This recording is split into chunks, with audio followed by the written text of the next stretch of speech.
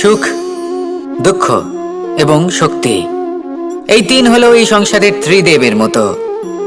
আমাদের জীবনে যা কিছু ঘটছে এই তিনটির ভিত্তির উপরেই হচ্ছে। আসলে এই সংসারের একটা নিয়ম আছে, যখনই আপনি কিছু লাভ করেন এই সংসার আপনার পরীক্ষা নেয়।